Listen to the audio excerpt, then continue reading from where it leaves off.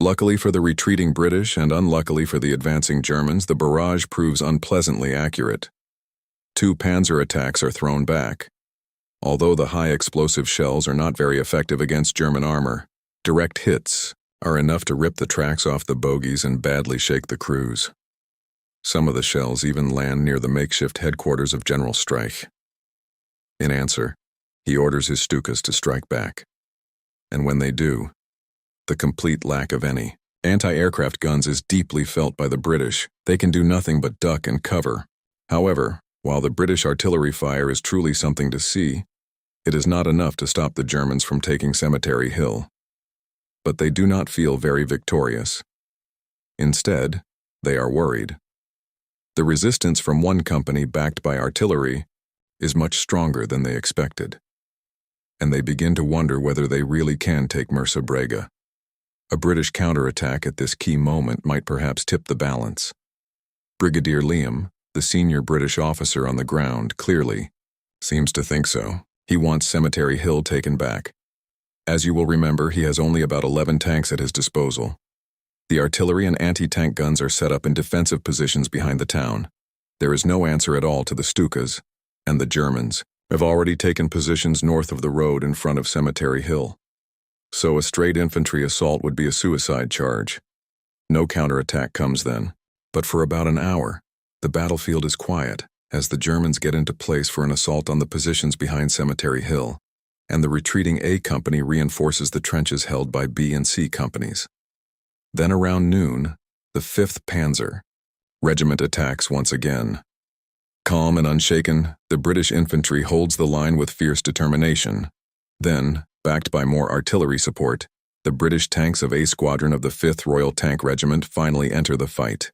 This clash between the British cruisers and the German tanks, the latter also backed by some armor from the Italian Ariete Division, is short and decisive.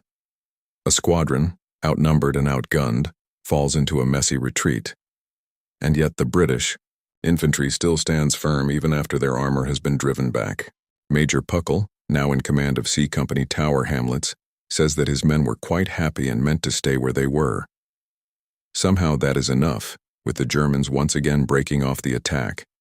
They do not know that these are all the tanks the British have at Brega, and the wild and determined British infantry seems to have given them the feeling that pushing farther right now would be unwise. Again, the Germans regroup, and at 2 p.m. the fireworks begin again, announced by the sound of screaming Stukas. Yet, the British infantry holds.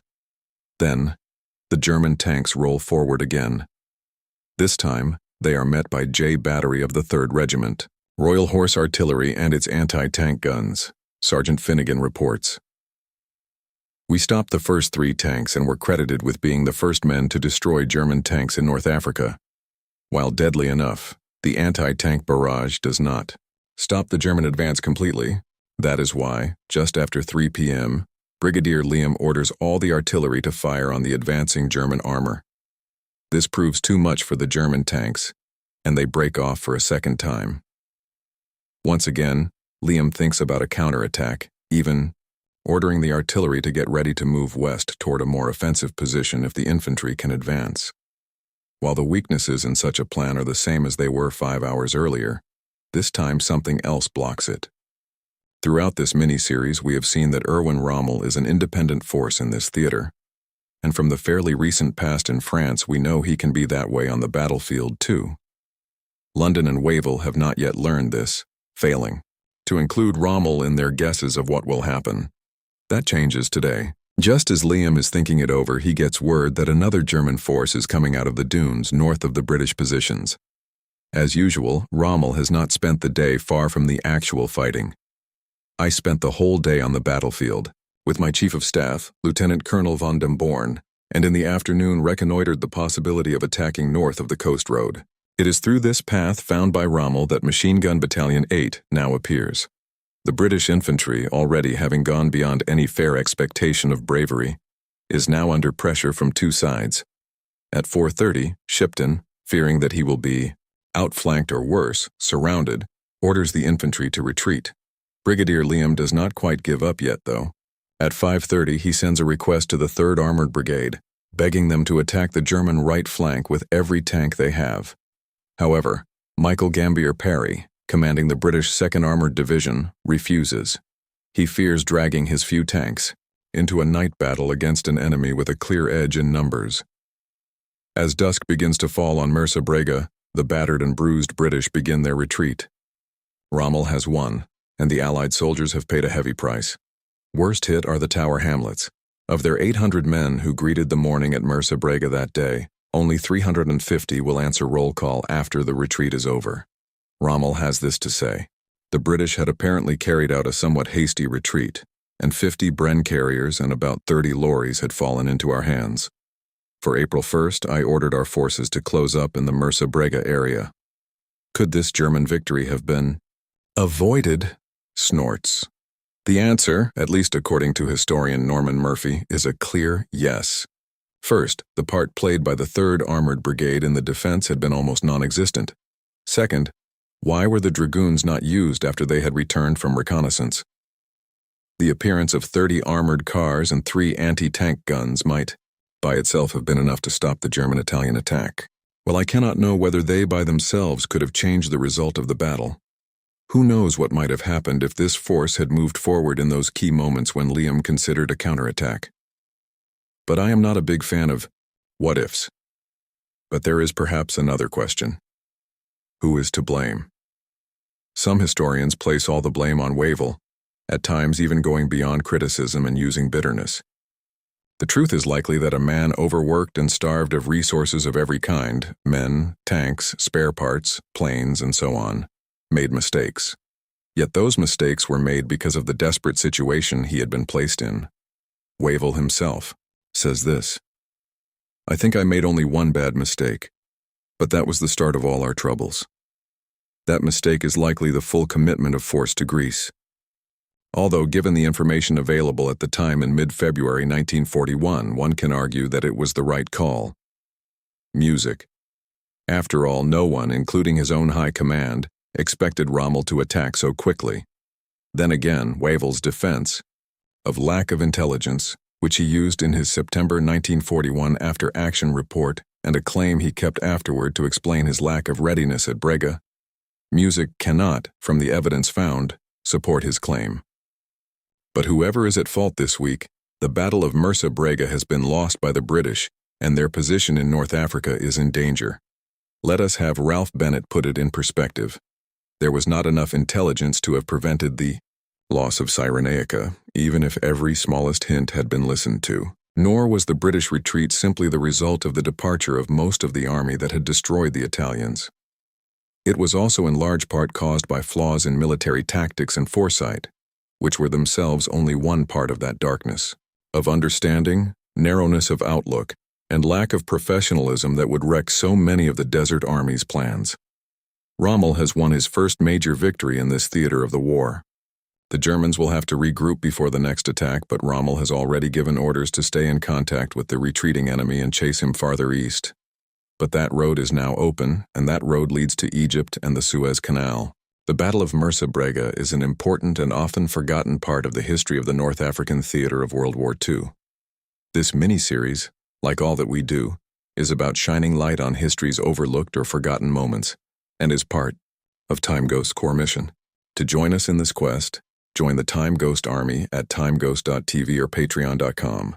These are the newest commissioned officers, and Rye and Linda Barron are the Army members of the week. Do not forget to subscribe, and I will see you next time.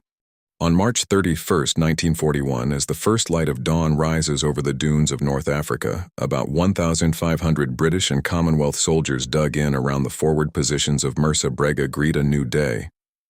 Little do they know that only a few kilometers to the west, against the clear orders of Hitler himself, Erwin Rommel is leading nearly 50,000 troops and about 200 armored fighting vehicles straight toward them. Rommel is determined to take Mersa Brega and push into Cyrenaica. Can the British stop the tide against such terrible odds? We shall see. I'm Indy Needell, and welcome back to this North Africa mini-series, a sub-series of World War II. This week, for the first time, we will see Rommel unleash his full strength against the British positions. So far we have seen only skirmishes and small clashes. I'll keep the setup short because I want to get straight to the battle. This week is really all about Mersa Brega. So here's a quick look at some important events tied to our story between March 26th and March 30th. On March 27th, a coup in Yugoslavia, 2 days after the government signed onto the Axis powers, topples Prince Paul's regency. Hitler fumes, and Berlin turns at once to planning action there, and London watches too. With attention pulled north, North Africa falls even farther down both British and German priority lists, just as a decisive moment is taking shape in the sand. It is no surprise, then, that British Commander-in-Chief Middle East, Archie Wavell, does not change his view and still believes that a full German attack in Africa will come no earlier than May. On the German side, there is also nothing new on the 28th, which is exactly what the war diary says that day. While supply dumps are filled, units close ranks, and orders are given. There is one new thing at sea, though. British submarines finally draw blood in the Mediterranean. A German convoy heading for Tripoli is hit. One freighter is sunk, and another is crippled.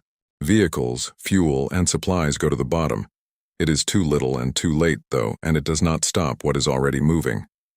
As a result, when March 31st arrives, the defenders do not expect what is about to hit them. Let me paint you a picture of the situation on the ground. The village of Mersa Brega is flanked by natural barriers to the north and the south. To the north, the Mediterranean Sea stretches to the horizon. To the south, the Wadi El Fareg, a huge trench running through the desert, stretches to the horizon. Since it runs parallel to the coast for about 160 kilometers, Mersa Brega is basically impossible to attack from either of those directions. This funnel, also called the Brega Gap, is about 29 kilometers wide. Through it, the Via Balbia, the coastal road linking Tripoli with Benghazi, runs along the northern edge of the village, about 3 kilometers from the sea. The village itself is nothing more than a small group of whitewashed houses. North of the village, a 3-kilometer-wide belt of sand dunes runs along the coast. To the south and southwest, scattered salt marshes cut into the approaches, together squeezing the 29-kilometer Brega Gap between the sea and the wadi down to roughly 1 to 2 kilometers of ground that an attack can actually cross, the narrow throat that General Niem's command must defend. It is no exaggeration, then, to say that this is a defender's dream. But it gets even better, 2 kilometers in front of Siu. The village sits a small, rocky hill, Cemetery Hill, which serves as both a fine observation post and a strong defensive position. It is in this setting that Niem has built his defenses. But no matter how strong the land may be for defense, you still need men, guns, and machines to defend it. And this is where Niem's problems begin. His infantry is made up of only 1 battalion. Not only that, the 1st Tower Hamlets Rifles under Lieutenant Colonel Shipton have only 3 infantry companies, instead of the usual 4. B and C companies hold trenches mostly in front of the village. The trenches have firing steps and are well built, though they cannot be used to their full strength because Shipton's men are far too few to fill them all. The 1 company he has left, A Company, is dug in on Cemetery Hill. What he does have is support in the form of Y Company, 1st Battalion Royal Northumberland Fusiliers, a machine gun company under Captain Hensman armed with 12 Vickers guns, ready to spray lead at any German who dares come near. 6 of these are dug in south of the road together with C Company on firmer ground. 3 are with B Company north of the road, and the last 3 stand watch with A Company on top of Cemetery Hill. And what about bigger guns? Well, Niem has the 104th Regiment Royal Horse Artillery under Lieutenant Colonel Todd Hunter.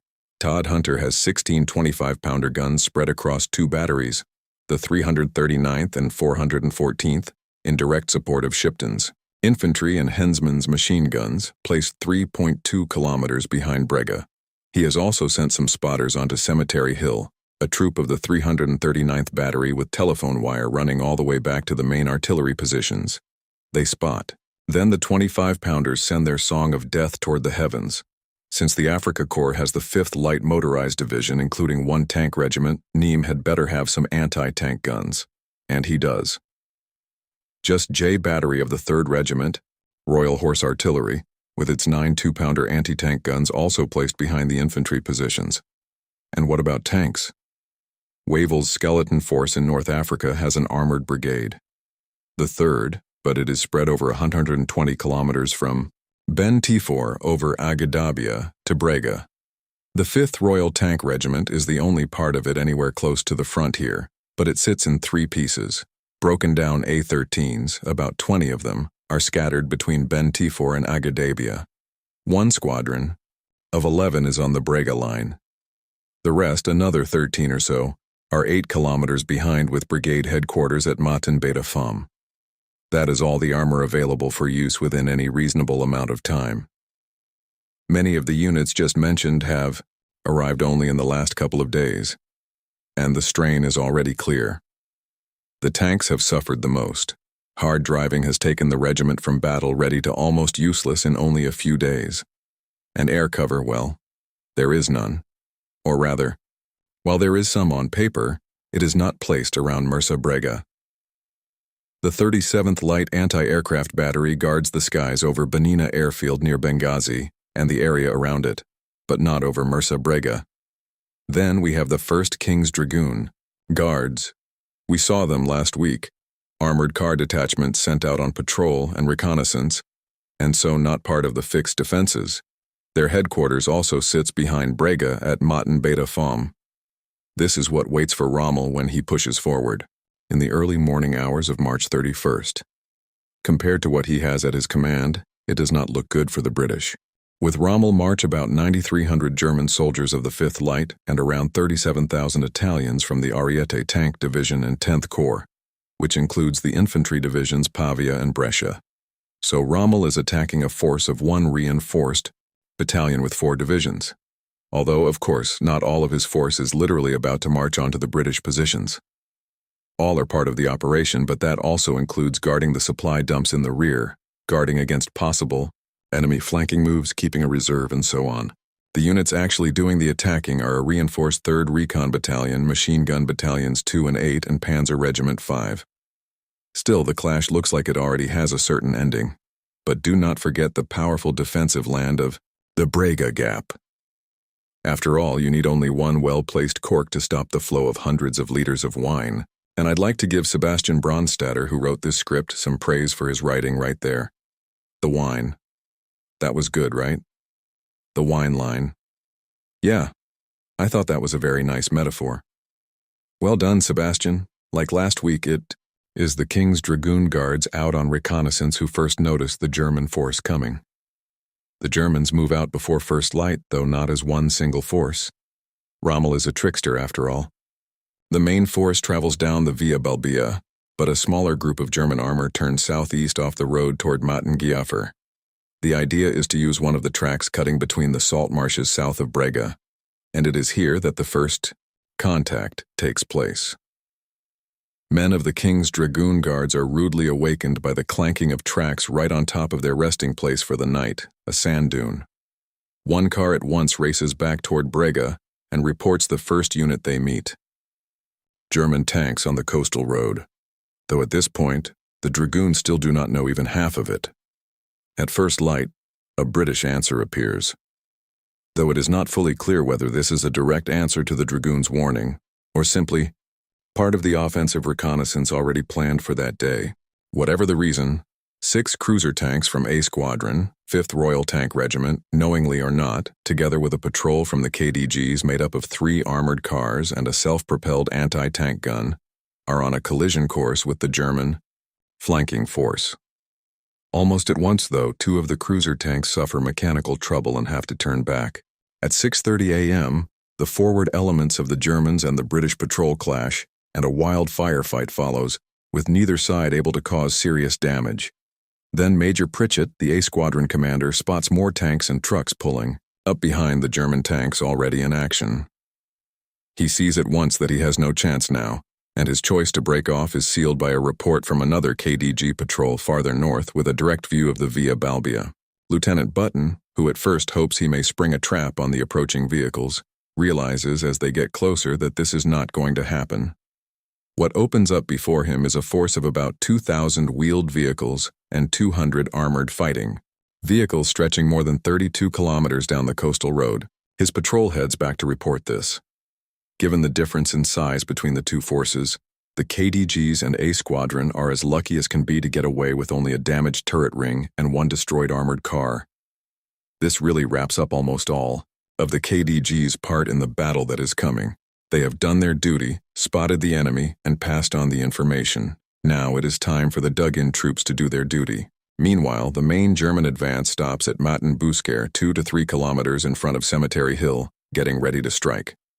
Another flanking force also sets out, with Machine Gun Battalion 2 heading south.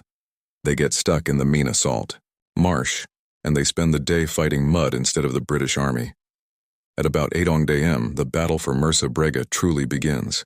The first British troops to feel Rommel's wrath are the carriers, lightly armored tracked vehicles used to carry infantry machine guns, and their crews of C Company tower hamlets dug in on Cemetery Hill. With the carriers moving behind the hill, 3rd Recon, with its armored cars, motorcycle troops, and some tanks, can close in on the seaward side. This move starts the encircling of Cemetery Hill, while also giving a direct line of sight into the defenses. While Rommel is bold, he is no fool. So he also secures the German edge, sending a machine gun section through the dunes north of the road, where it digs in about 1 kilometer west of Brega. At the same time, the gunners of the 75th Field Artillery Regiment race to get their 12 Czech-made light howitzers ready and set to unleash their fire. They then open fire. In seconds, the white houses of the village on top of the ridge are either smashed into rubble or set aflame, though they had been abandoned well before now.